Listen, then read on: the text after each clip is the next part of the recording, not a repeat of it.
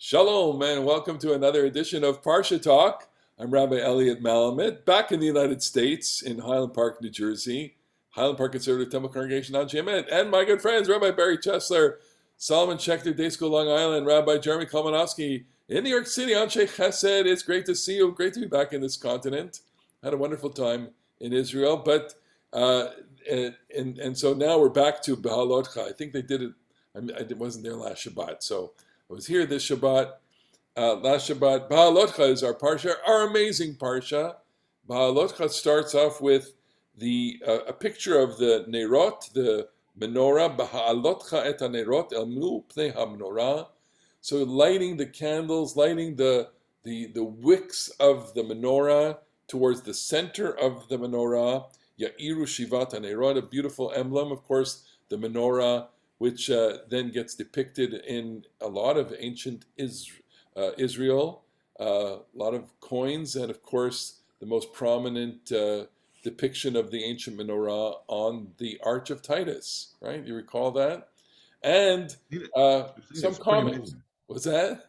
Pretty amazing. When you I've seen a million pictures of the Arch of Titus, but when I was actually in Rome and saw the Arch of Titus and saw them stealing all, that made me mad. I want it back. Yeah, well, it's somewhere in I think it's in the Vatican. It's in the Vatican somewhere, We'll have to... in hiding. So the menorah emerges obviously as a very important symbol. We could talk a lot about that, and we maybe we'll just take a minute to talk about. Go ahead. It is an incredibly important symbol, and just to note, the menorah is a kind of a tree on fire, and like the richness of the integration of symbols in Jewish literature, frankly, it's like the burning bush too, right? I'm going to take a stab and say something like, the tree of light was like really present in the spiritual life of ancient Israel. And so the story of Moshe getting a message and a tree to light, and the ritual tree that they light, and the Haftarah for Chanukah, which it's actually the Haftarah for this too.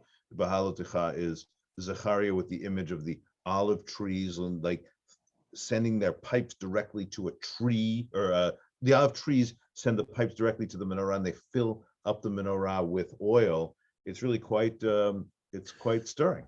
So the menorah actually is the exact counterpoint to the burning bush, which is not consumed by fire. And here we have the instruction that the menorah in the temple or the Mishkan had to be lit in the morning and the evening to keep it going. And so that underscores the great miracle of the burning bush, which kept going by, as it were, the fire of God. Right. And the central punchline of the burning bush story is that it wasn't consumed. And I recall an interpretation that in this way, this does represent the divine presence, that it's so powerful, and yet, it has, on the one hand, the ability to completely obliterate and incinerate you. On the other hand, when contained within the community, contained within the structure of the daily life and the ritual of Torah, it can be sustained, and it doesn't go out. That's of course the motto of the seminar. I never understood why they chose that as the original model. Well, it makes more sense today, because now we really hope it doesn't go out. Okay. But what I want to add here is something. I think we're talking a lot about Levites before we started recording, and the role that they had in Israelite society. And one of the things that we often overlook is that the menorah was only seen by the Kohanim, and the community had to take it on trust that the Kohanim kept it lit every morning and every evening, because the average Israelite could not enter the Kodesh where the menorah was located. Yeah. And there is this tension, as we were talking before we recorded, but we could talk a little bit now, between various roles that people have both in the Torah and throughout Jewish history. And it's not always clear how Israelite society, and by extension Jewish society, should be organized, whether things should be passed down from parent to child and people go into the family business, or a more democratic view where anyone can do whatever moves him or her to do.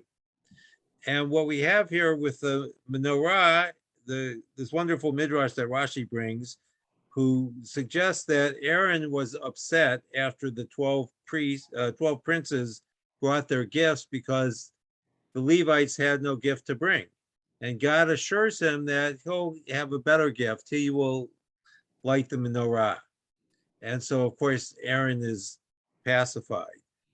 And we often lose sight of the fact that there are different roles for different people, and they change throughout time. Ben Summer, who teaches at the seminary, talks about the different voices in the Torah, and we have to pay attention that there are lots of different voices in the Torah, and they speak to many different things. And as we go through our lives and go through the weekly parshiot, we hear different things as well. So I want to just append to what you said, which is that there seems to be at least two different models. One is the family dynastic model, and then of course there's the master student, master disciple model. And I think, and maybe just take 2 seconds to discuss this. Judaism moved away from a dynastic model with the sole exception of the Kohanim, and by and large today, and maybe the sole exception of certain Hasidic dynasties, it's a master-disciple model that you attain authority, leadership, and a dimension of prestige and pedigree, yichus, not on the basis of who your parents were, but on the basis of who your teachers were. That in Hasidut, first of all, of course there were parent to child dynasties, and sometimes, like in Lubavitch, parent to child-in-law. The late Mashiach was the son-in-law of the previous Rebbe, but there's an expression in Hasidut that is really good. It's yichus atzmo. It's his own lineage, right? It's not because your parent was blah blah blah, or you're descended from this or that progenitor. It's your own virtues, your own fitness. And on the one hand, I mean, like the idea at least is a good meritocracy, as opposed to what we sometimes talk about nowadays in the United States. But whatever, there's a combination. I mean, I think I like to observe that we all have two names, a first name which marks us as individuals, and a last name which marks us as part of a group. And I kind of think that a healthy identity recognizes that you are part of a family, and that may, for lots of people, just think of all the kinds of names that like Schechter, butcher, or Schneider, tailor, or Schuster, shoemaker, or whatever. Malamed is a teacher. Like that, there are family businesses, and that people find themselves find the meaning of their own lives because they are tied to those things. And I think that's. I'm sure people can experience that as oppressive and confining, and it can also be stable and can give you a role in life, and can give you economic security, and that's part of your identity. And also, you're an individual, and you're unique, and I think that all of us, none of us come from rabbinic families. None of us are likely to leave behind rabbinic children, but we made the choices that sort of are fullest for ourselves. Exactly, and that's there's something to be said for that, in the sense, as far as Torah and Jewish leadership is concerned, that it's available. It's available. The Keter Torah is available to everyone. That's a Keter Kuna and Keter Malchut are not available to everyone, but the Keter Torah is L'chol Ba'ei Olam. It's for everyone who wants it. Okay, so let's choose among the different topics in our parsha. We have Pesach Sheni. You want to spend a second and talk about Pesach Sheni? The commandment that if you miss the first Pesach, you got a second chance. You can't blow it off. Exactly. You can't miss it because you had tickets to the Caribbean or something like that. If you are too far off, or you are tameh, you're ritually impure. And I mean, Passover in the Torah is like the covenantal ritual. If you just choose not to participate in it, you get karet. It's one of the only mitzvot that for which the penalty of karet, which in the rabbis it means like some sort of punishment from heaven. God will get you, short life. But in the Torah, it seems to mean something like you're thrown out of the people. You're thrown out of the Jewish people. If you just blow off Pesach, karet. It's one of the very few positive mitzvot. Typically, karet comes for violating a prohibition, but this is failure to do an active mitzvah. You're out.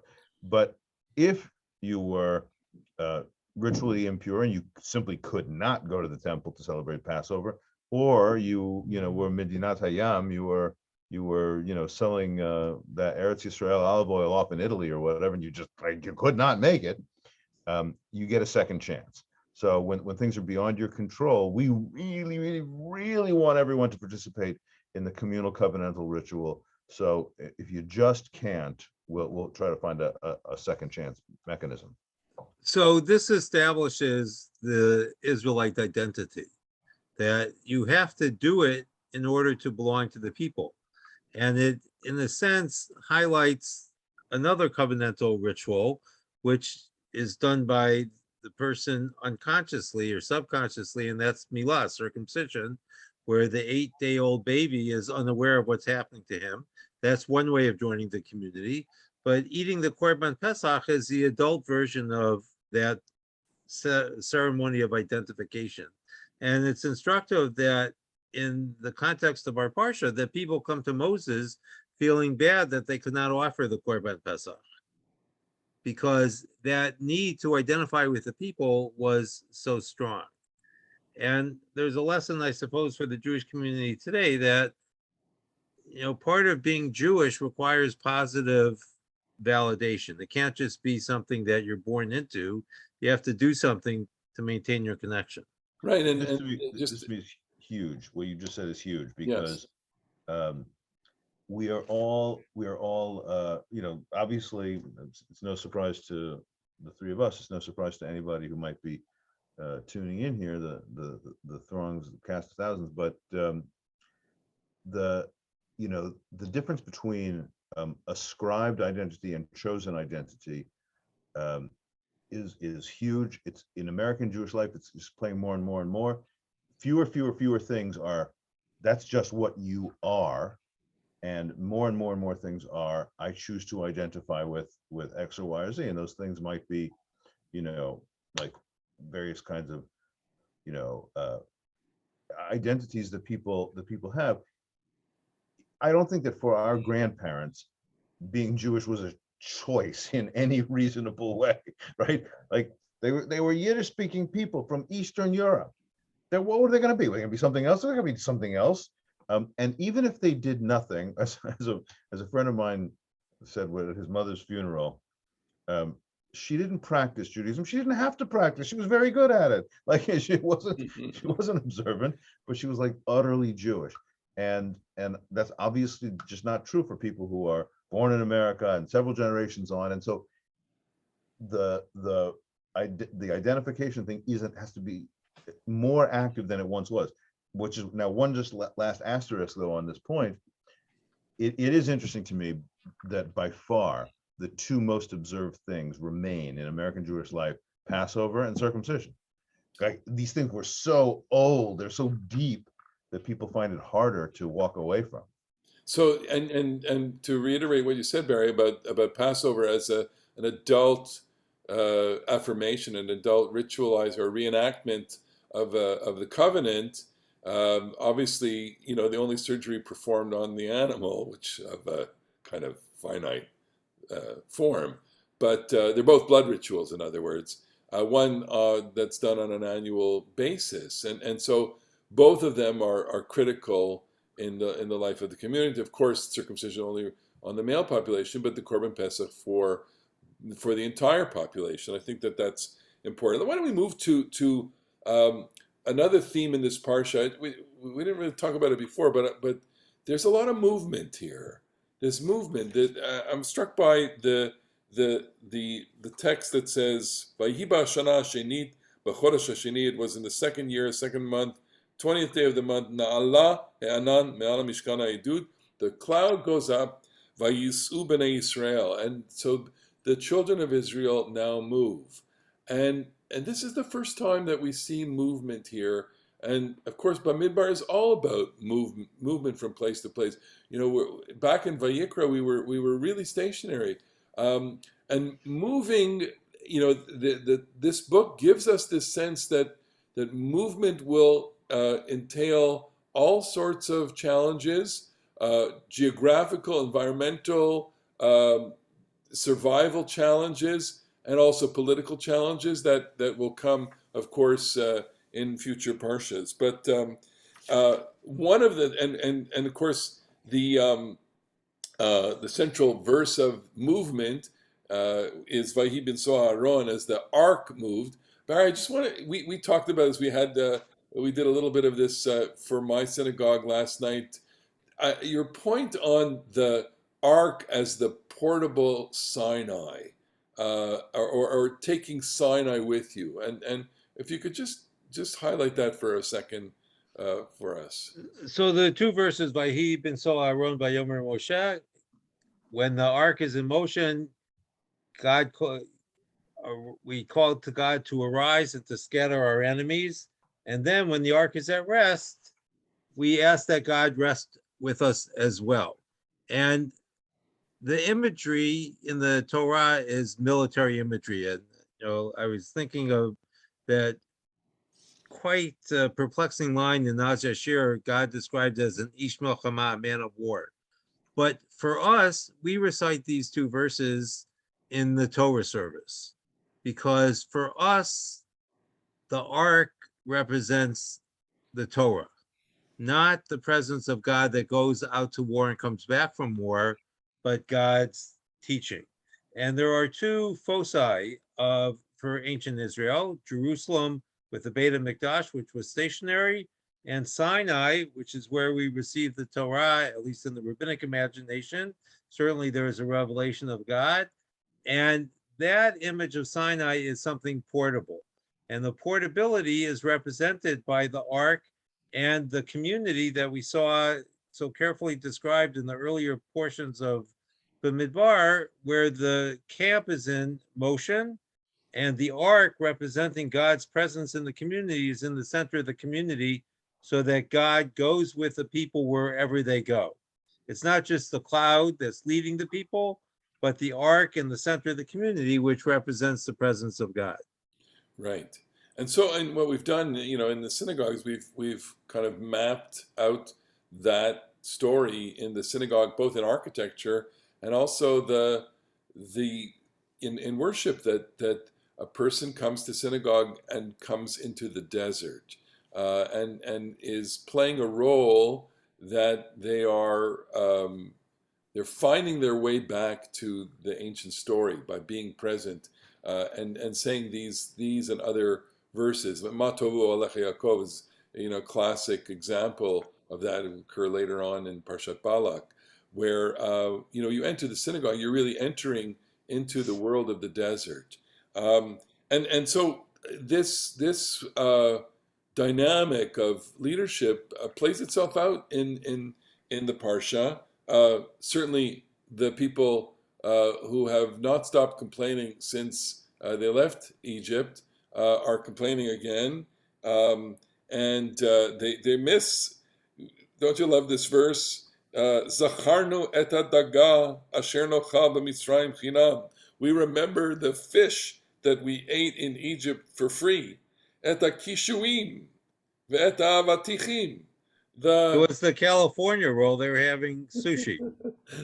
The squash and the watermelon, ve'et hachatzir, ve'et habetzalim, ve'et hashumim. Right, the onion, the fragrant, aromatic vegetables, the garlic, the onions, etc. Nafshenu yivesha, our soul is dried up. Little garlic. You need a little garlic in your life, right? Otherwise, your soul will be dried up. Yeah. What do we do with that? And then for sure that this is like an authentic, from the source of Judaism, because not only are they complaining, they're complaining about the food. Like, that's just the most Jewish thing that ever was. I don't blame them. I mean, I have a lot of empathy for our Israelite ancestors because they have to live off of manna and quail, right? There's not much Well, you they're can going to do get with some that. quail. They're going to get some quail, but it is interesting. Or But I think one of the ways that this story works in a very powerful literary way, they're in the desert, v'nafshenu yevesha, and our very souls, our very lives are desiccated and dried out.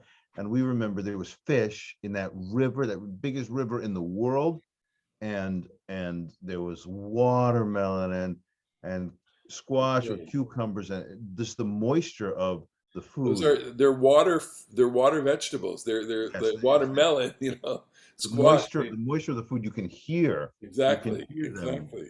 Okay. So talk about the 70 elders and then what's So, going okay, on there. so this is a really uh, interesting and intense passage because Moses um, uh, uh, says to God, just kill me now, right? I've had it with these people. I cannot do this anymore. And there's a really interesting kind of gender bend of this passage a little bit because he is the nursing father.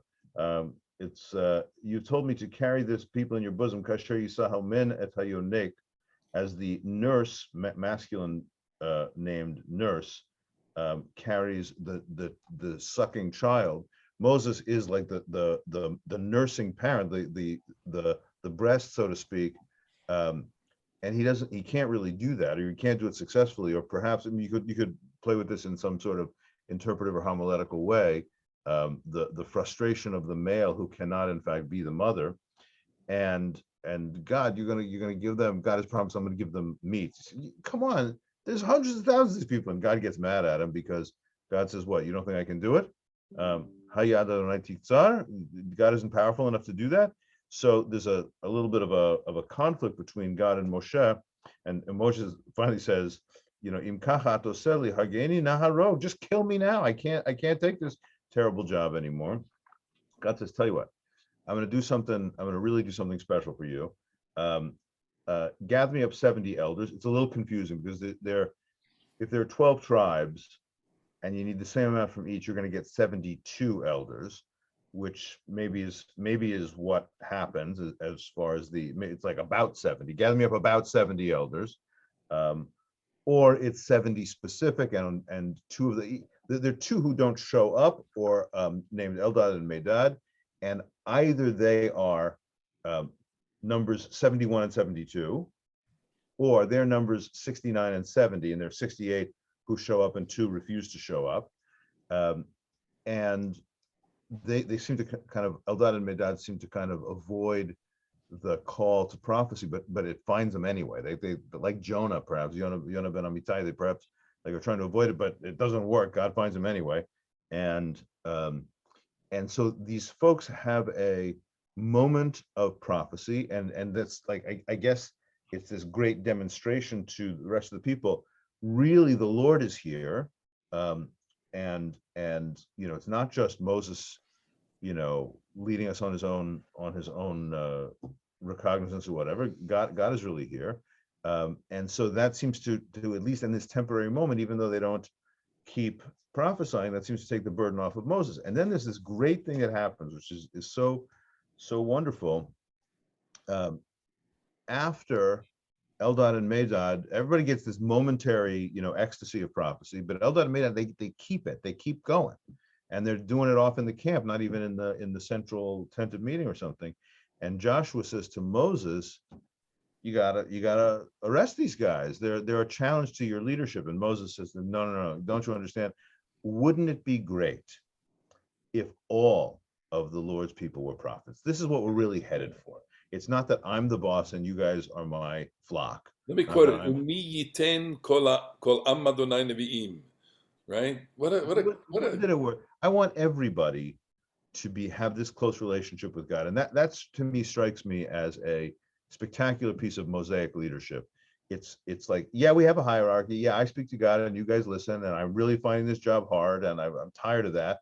But what we're aiming for ultimately on a level of like religious like, what am I training you guys for? What do I want you to do? I ultimately want everybody to have some of this inspiration.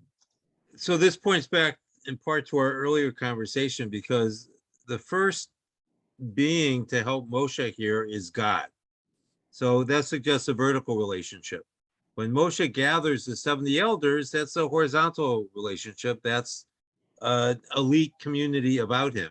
But what Moses is after, in a sense, is absolute democracy, where everyone in the community has the same power that Moshe does. And so we would end up with a Bnei Yisrael that is 600,000 Moshes, in a sense, rather than what Joshua is trying to protect, which is an elite community with Moshe on top. Right? He sees it as a threat, and Moses sees it as a great blessing. Right. So Moses, I mean, this goes to his humility. He's not threatened. He's not threatened by anybody else having it. And perhaps, it's his awareness that everyone is entitled to it, that everyone has a right to it, and that the more of God's presence, maybe it's his deep intuition into the nature of God, which is that God will manifest God's presence to everyone differently, and that as much of that takes place within the community is simply wonderful. It's beyond. It makes the community the godly community. The more how wonderful this is. I just And happened to watch a terrible. It was terrible because of the content, not because of the quality of the show. On I forget, one of the streaming services, Netflix or something like that. There was a documentary about the fundamentalist Mormons, the fundamentalist LDS, and this dictator Warren Jeffs, who ultimately went to jail because of gross sexual improprieties with teenage girls. But the deal was, in the fundamentalist LDS, and this is true about LDS generally, that leaders are thought to have prophecy, but in the fundamentalist LDS, this Jeffs, and these are the polygamists, he was the prophet and he had the word.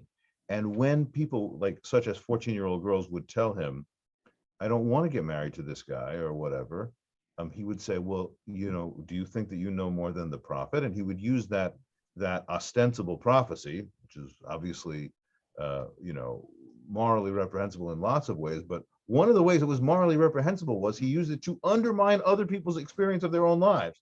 And he used it to say, I know and you guys don't know.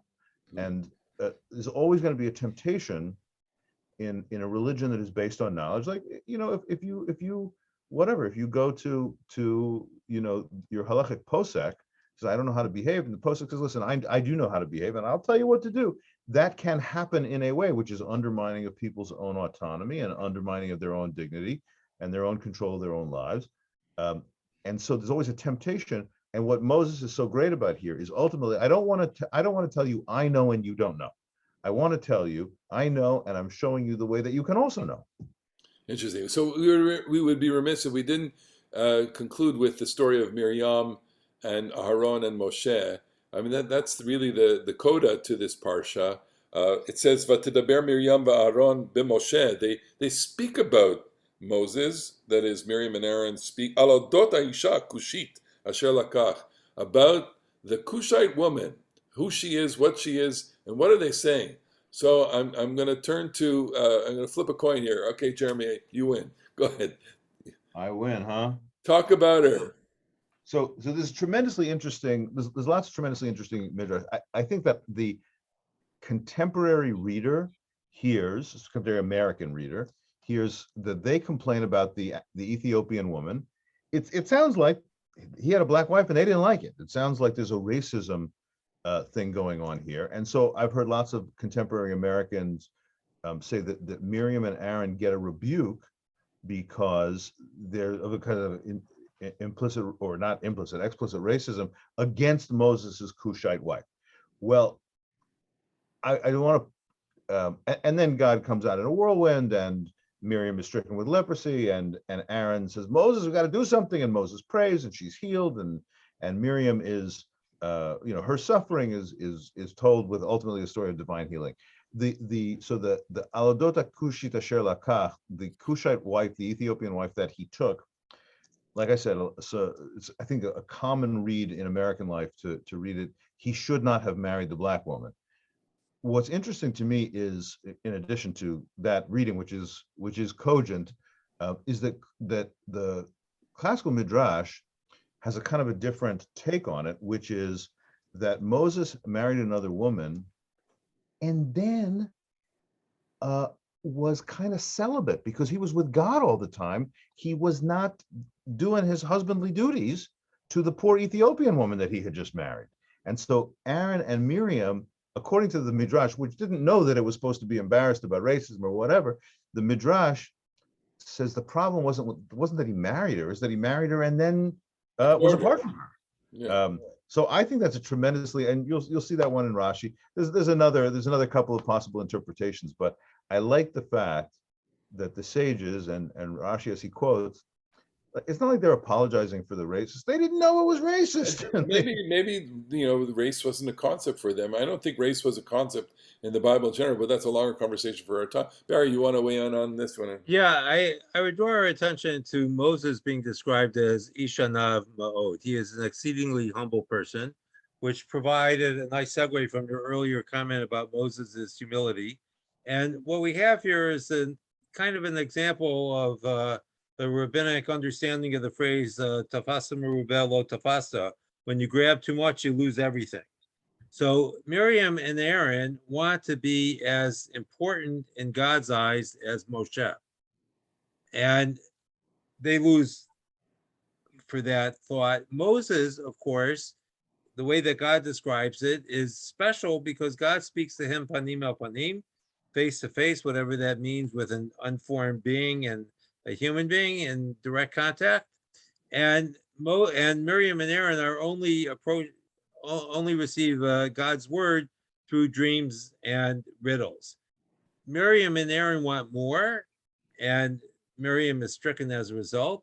Moses, who apparently doesn't want anything, is given what everyone wants. And it's a striking image, I think, of how we're supposed to approach God. Moses is a servant of God. He does what God wants him to do, I think, most of the time. I think that's our understanding of his role in the Torah. At least in this story, Miriam and Aaron want to be more than a servant of God. They want to be honored for being so close to God. They want to be set apart from the community rather than belong to part of the community. I just wanted to have one other thought that came to me when you were talking about Moses nursing the community like a nurse. It struck me that what we have here is an adumbration of Moses and God in a marriage relationship. And so it's striking that Moses is the nurser because then he obviously has a female form, but then it invites us to speculate that God is his husband. And to follow, Jeremy, your midrash about Aaron and Miriam being concerned for Moses's relationship with his wife, in a sense, perhaps he's replaced his human wife with God. And that is not good. It's so fascinating. There's I taught this earlier in a class. These couples in Israel, one who's super religious and one who's not, and they're being interviewed, and the woman says, "Ani chashavti sheyesh shlishi." There's a third person in our marriage, God, And she says, "I had to deal with it. I love my husband. My husband became super religious, and there's another person in the marriage." It's classic. Well, we've come to the... here we have to add that the third person is important in the creation of the next generation, right? Because we say, following the rabbis, that God is a partner with the father and the mother in the creation of the child. But in the marriage, it could be a problem. That's right. What a lovely way to conclude this Parsha. A very interesting story, and this was a great conversation. Another beautiful edition of Parsha Talk. I want to thank all of our listeners and viewers. Hey, share this with people. We want to grow this community of ideas, right? Beyond 250. Thank you, Mitch Mernick, for putting us on the Ramah website. Camp Ramah is starting up any day now, right? Rabbi Kalmanovsky, you got... I'm going tomorrow to take my son Shai up to camp tomorrow. Okay, to the staff, we're going up. Have a wonderful summer. It's unbelievable that we're already here. And anyway, we'll be back next week. So for everyone, Shabbat Shalom, and we'll see you next week on another edition of Parasha Talk. Shabbat Shalom. Shabbat Shalom.